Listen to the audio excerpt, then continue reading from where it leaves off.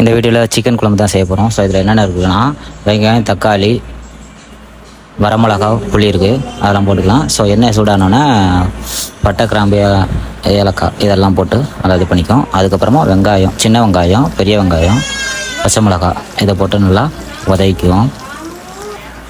So வதக்கினதுக்கப்புறம் கறியை போட்டுக்குவோம் அதில். ஸோ நான் 1 கிலோ சிக்கன் எடுத்திருக்கேன். ஸோ அது கூட லைட்டாக உப்பு போட்டு வதக்கிக்குவோம்.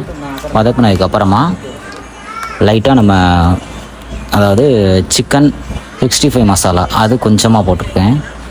ஸோ அதுக்கப்புறம் நம்ம அந்த அரைச்சி வச்ச எல்லாமே அந்த வதக்குனதை மிக்சியில் போட்டு அரைச்சி வச்சு அதையுமே அந்த பேஸ்ட்டையுமே அதில் அப்ளை பண்ணிக்குவோம். ஸோ அப்ளை பண்ணதுக்கப்புறம் குழம்பு பாருங்கள் எந்த அளவுக்கு வந்திருக்குன்னு, நல்லா கெட்டியாக டேஸ்ட்டாகவே வந்திருக்கு பாருங்கள். இதில் ஒரு பீஸு சோறு, கொஞ்சோண்டு முட்டை. ஸோ எடுத்து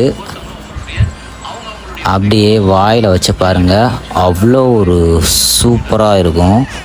செம்ம சூப்பராக இருந்துச்சு. நீங்களும் ட்ரை பண்ணி பாருங்கள். பார்த்துட்டு கமெண்ட் செக்ஷனில் கமெண்ட் பண்ணுங்கள்.